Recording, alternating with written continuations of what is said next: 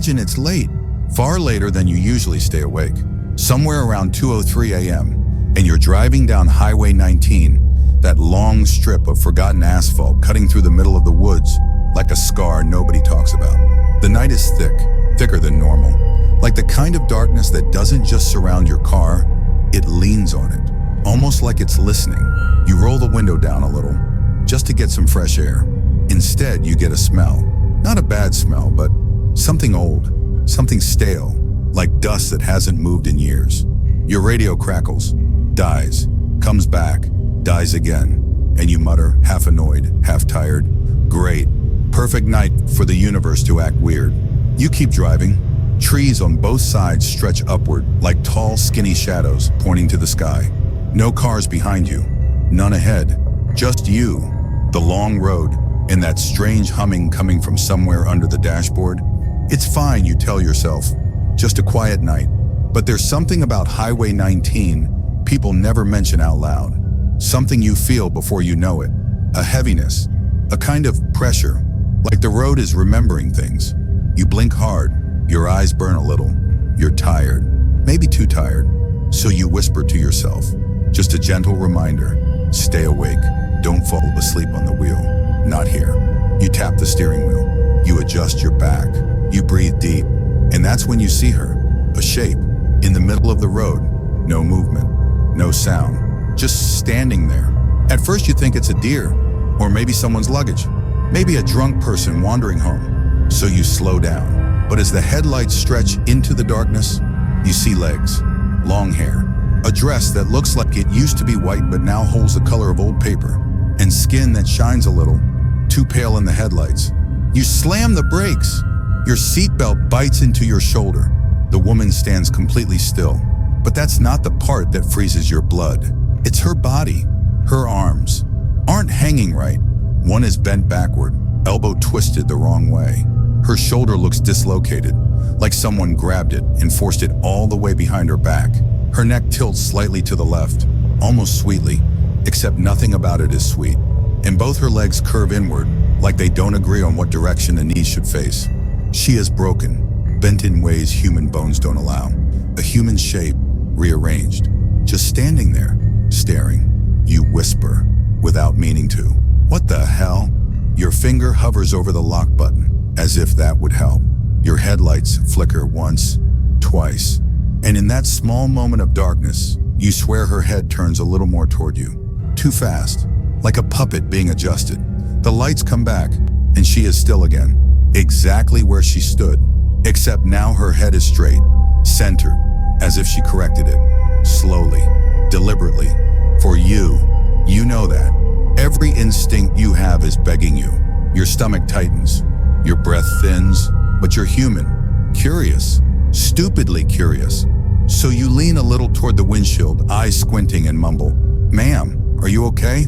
The woman doesn't answer, not with her mouth, but then her body begins to move. Not walk, not step, not turn. She pulls herself upright, like invisible fingers are inside her bones, adjusting them one by one. Her spine straightens first. You hear a faint crunch even from inside your car. Her broken arm twists, resets. Her elbow snaps forward. Her shoulder slides back into place with a slow, rubbery motion. Her knees realign. Her neck rolls in a perfect half circle. And suddenly, she is perfectly normal. Perfect posture, perfect stance, perfectly facing you. Her hair falls naturally.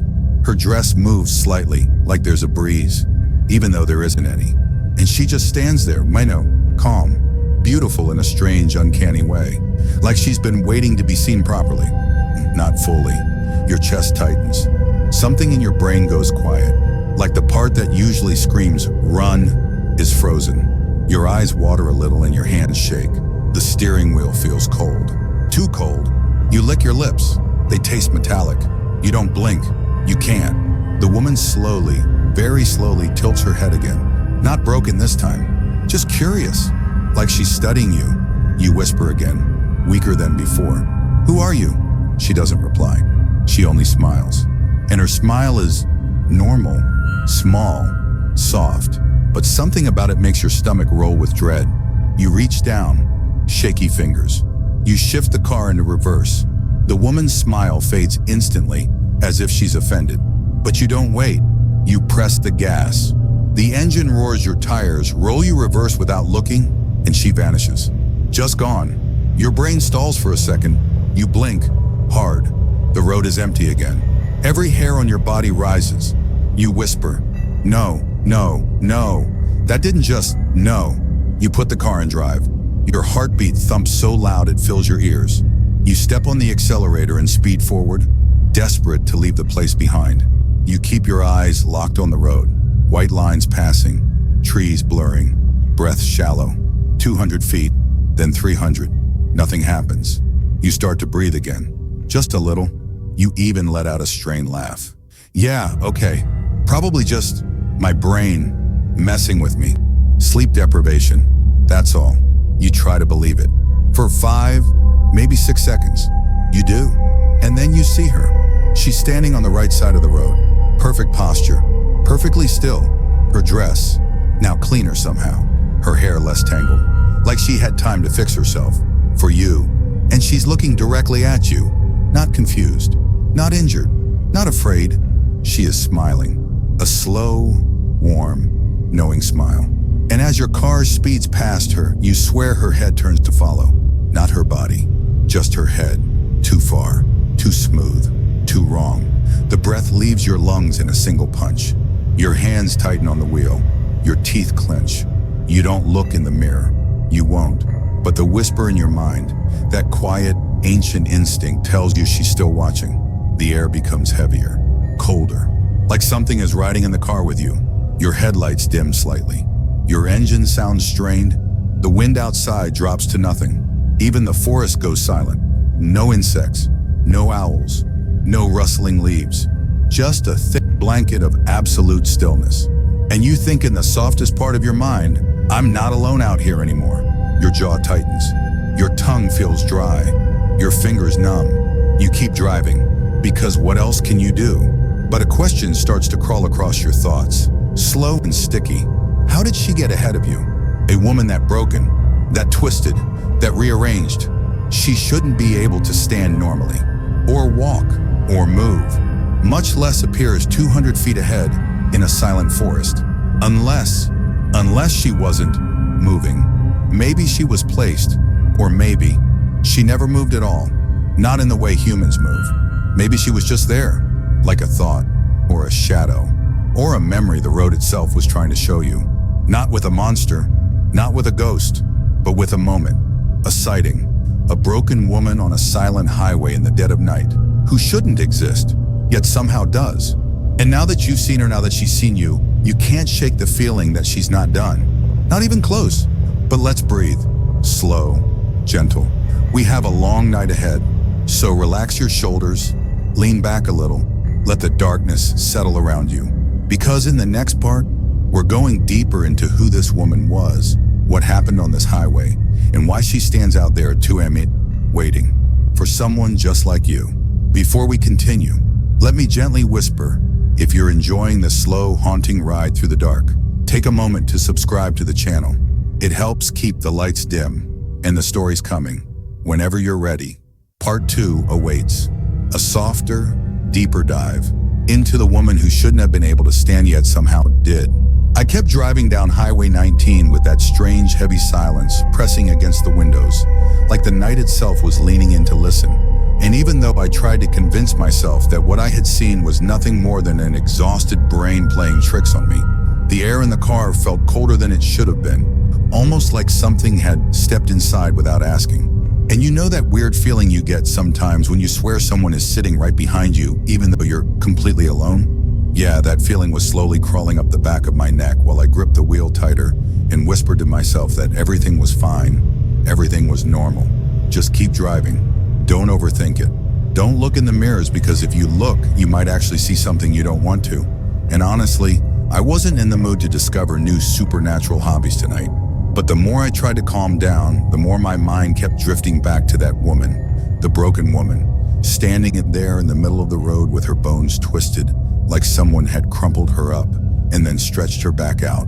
And I couldn't help wondering what kind of force could take a human body and remake it like that.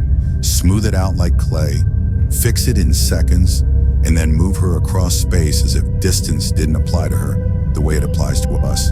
And the more I thought about it, the more I started to feel this slow, uncomfortable truth building in my chest. She hadn't been walking.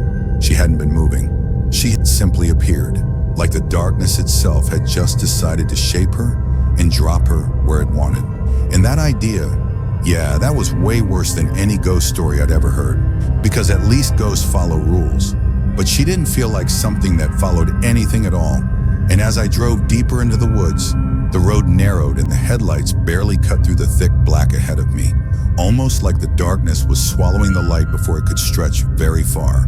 And I sighed under my breath, muttering something like, "Great night to be alive," or whatever, trying to give myself a bit of humor so I wouldn't spiral into full panic. But even my own voice sounded strange in the car, like it wasn't echoing right, like the sound got absorbed before it could bounce. And there was something deeply wrong about that. Something I didn't want to think about too hard because I could feel the edges of fear sharpening in my stomach. But I kept going because what else can a person do, right? You just keep driving forward and pretend you don't notice the goosebumps running up your arms or the way your heartbeat starts sounding louder in your ears. And after another half-mile or so, the trees thinned just enough that I could see the cracked metal sign on the left side of the road. So old and rusted, the words had almost faded, but I could still read them. Hillbrook Regional Hospital, 3 miles ahead. And the moment I saw that, this strange deja vu hit me, like I'd been there before even though I knew I hadn't. And an odd chill went down my arms. The kind of chill that feels like someone trailing a finger along your skin. And maybe I was already losing it, but it almost felt like that woman, the broken woman, wanted me to see that sign, wanted me to go there like she was guiding me somewhere, nudging me forward with just enough terror to keep me from turning around. And I know how ridiculous that sounds, but the air in the car shifted in such a subtle and unsettling way right then that I couldn't push the thought away.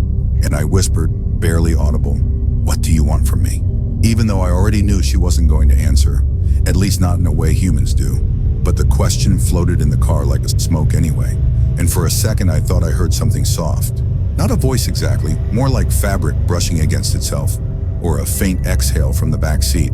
And my blood froze as I stared straight ahead, refusing, absolutely refusing to look behind me, because instinct told me that if I did, I would not like what I saw, or worse, I'd find nothing at all, which somehow felt scarier. And as the road curved slightly to the right, the forest opened into a clearing where a narrow dirt path branched off, barely visible under fallen leaves. But my headlights caught just enough of it that I noticed something standing at the edge of the trees, and my breath stuttered hard because even from 50 feet away, I recognized that shape, that stillness, that posture. It was her, the same woman, perfectly aligned, neck straight, hair hanging naturally now, and her dress looked a little cleaner again, which made no sense because I hadn't seen a single house or building for miles. And yet there she was, standing like she'd been waiting for me, like she knew exactly when I'd reach that curve. And as I drove closer, she tilted her head slightly to the right, just a small, subtle movement, but it was slow enough that I felt my stomach twist, and she smiled again. That same gentle, knowing smile that felt like she was amused by me, by my fear, by the fact that I was still pretending I had any control over what was happening.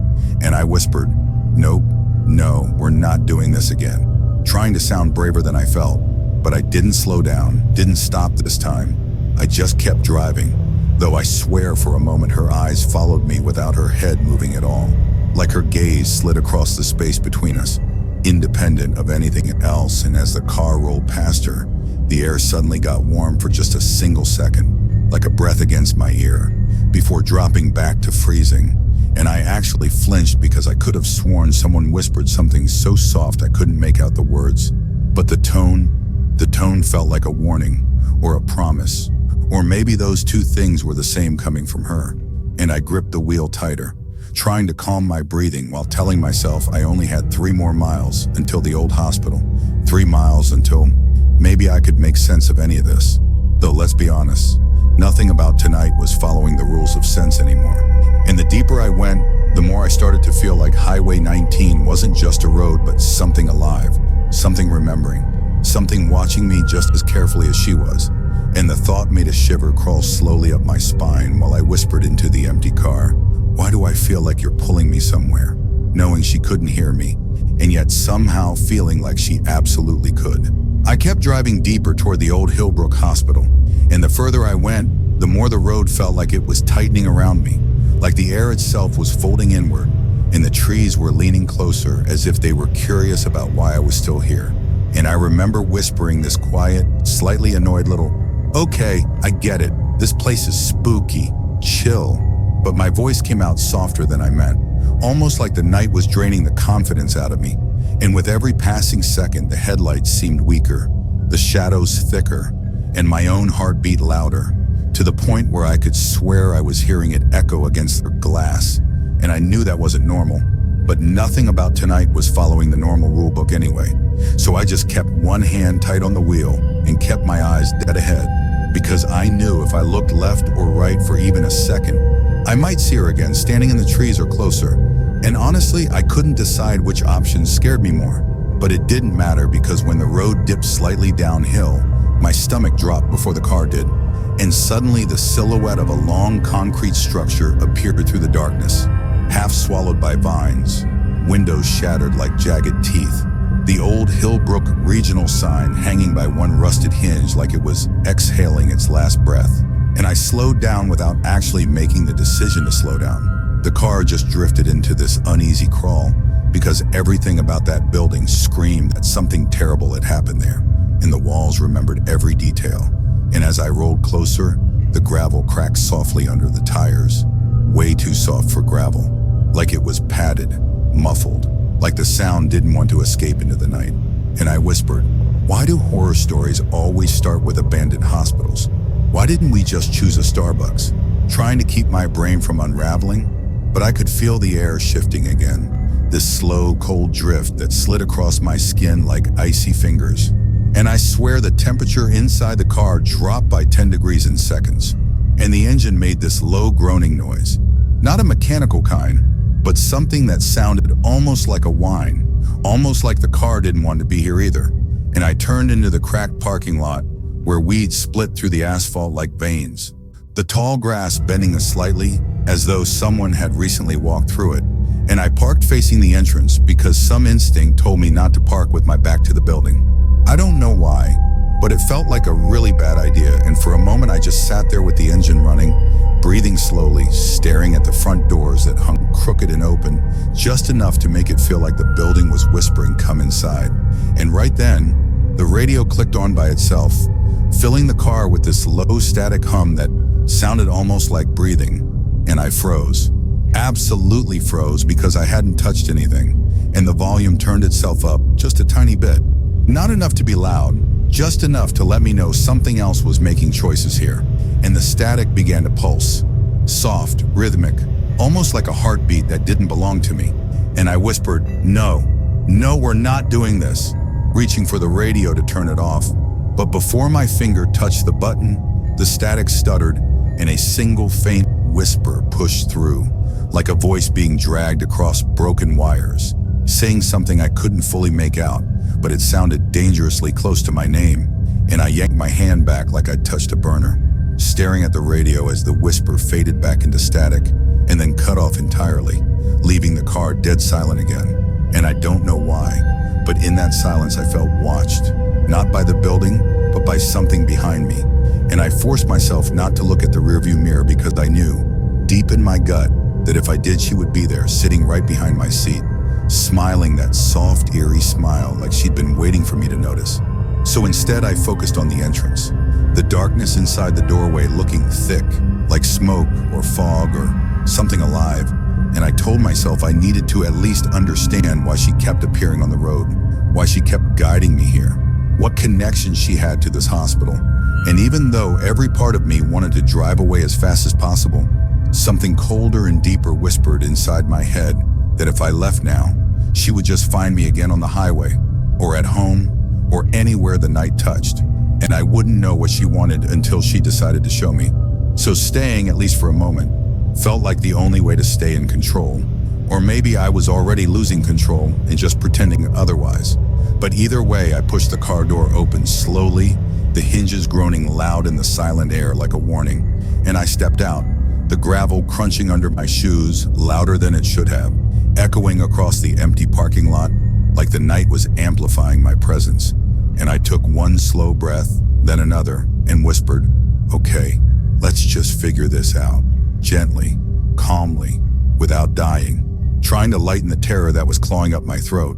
But even as I tried to steady myself, the air around me thickened, and it felt like the shadows on the hospital walls were shifting. Not moving exactly, just adjusting themselves, making room, like they knew I was coming.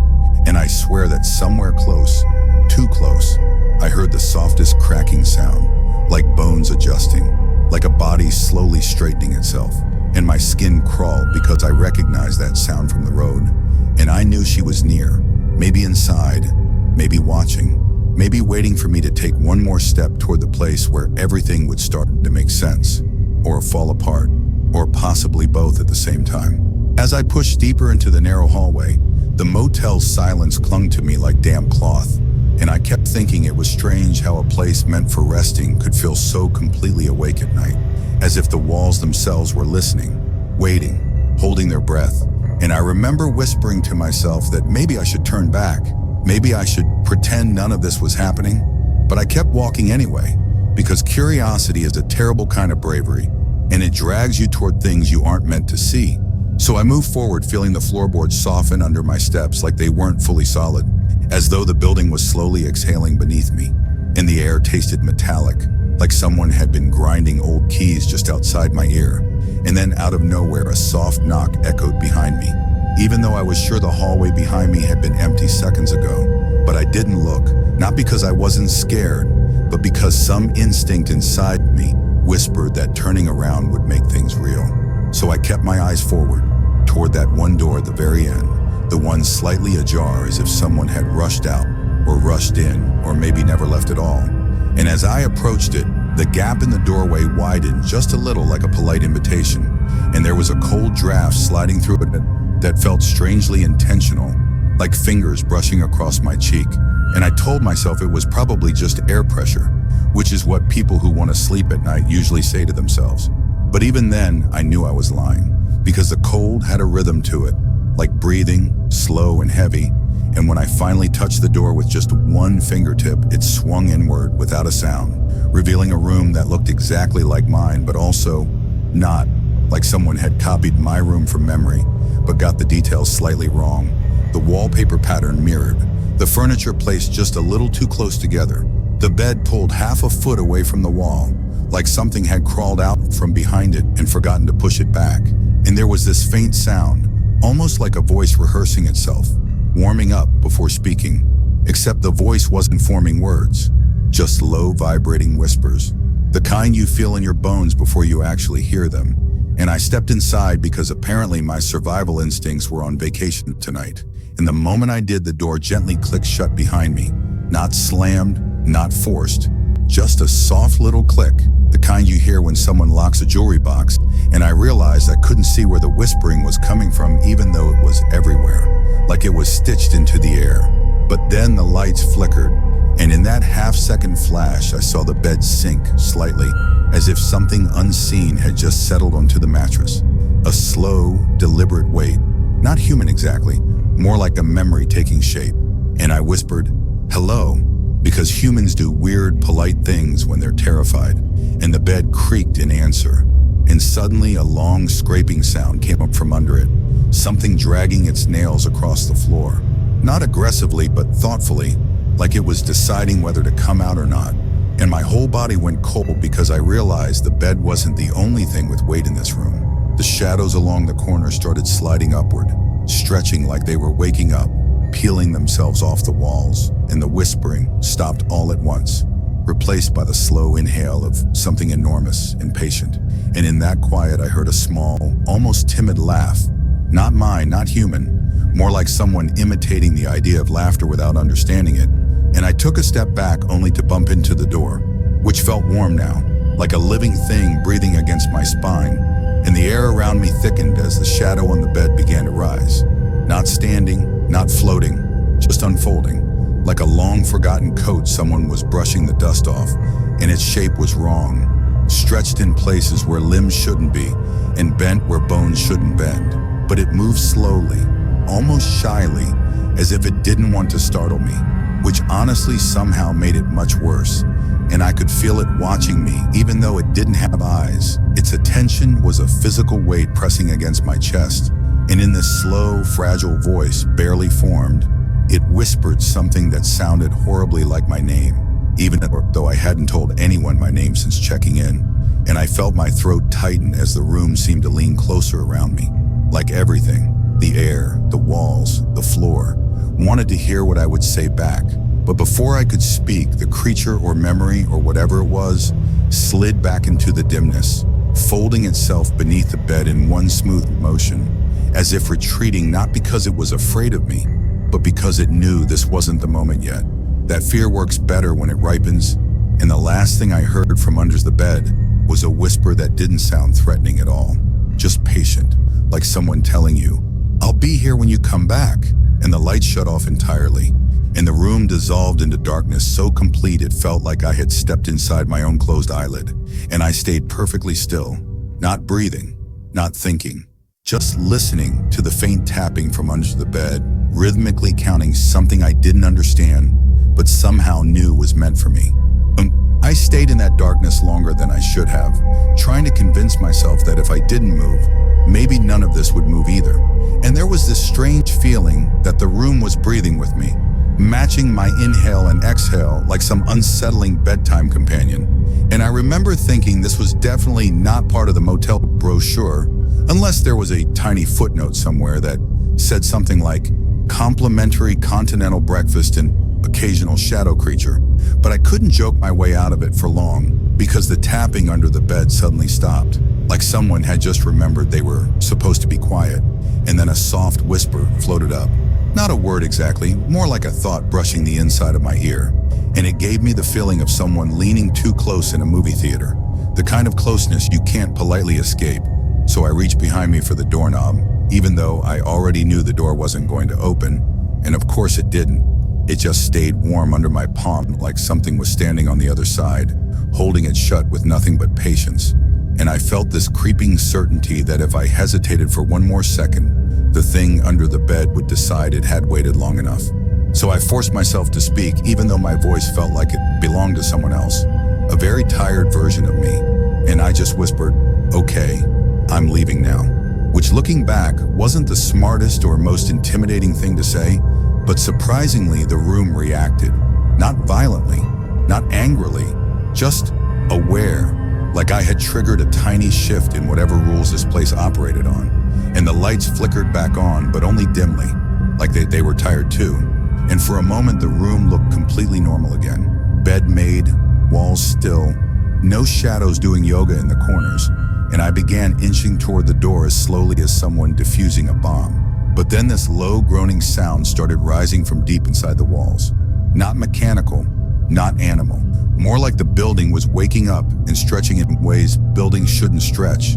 And the floor seemed to pulse beneath me like I was standing on something alive, something deciding whether I was worth keeping. And when I touched the doorknob again, it finally turned. Not easily, but reluctantly, like whoever held it shut was giving me permission, but also making sure I knew this was a privilege, not an escape. And I slipped out into the hallway expecting relief, but instead finding it even darker than before, as if the darkness had thickened in my absence.